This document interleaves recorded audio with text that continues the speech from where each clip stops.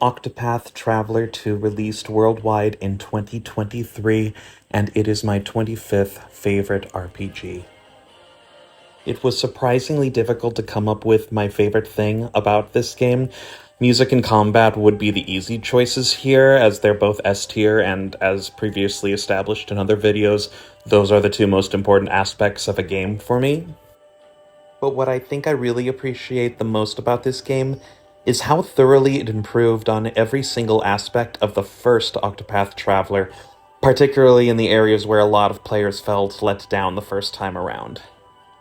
Whereas the playable characters were barely shown to interact with each other in the first game, this time around there are several side quests that show them actively working together. Whereas the story chapters in the first game were incredibly samey, to say the least, the ones in this game have great variety and very much stand out from one another. The day-night cycle and the new path actions that come with it make the experience of entering a new town feel more dynamic than just checking off a shopping list of activities in order to acquire gear and items.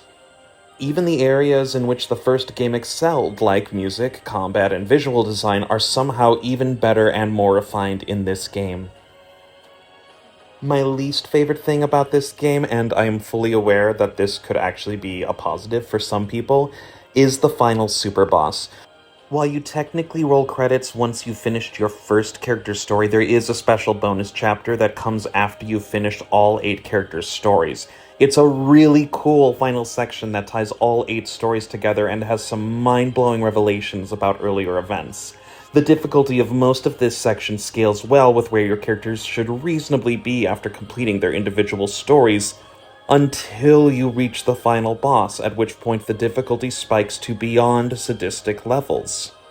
Personally speaking, I absolutely hate when this happens with the final boss, as it's a complete momentum killer right at the end of a game. A super difficult final boss can be great and satisfying, but I always prefer for the lead up to a final boss to give me some idea of whether or not I'm underleveled. Getting to the final boss only to realize you've still got several hours of grinding between you and the credits may be some people's idea of fun, but it's just not mine. With all that said, I'm not sure I can think of a second game in a series that improved so much over its predecessor, but I'm confident that you can. Let me know in the comments, and I'll see you at the next dice roll. Bye!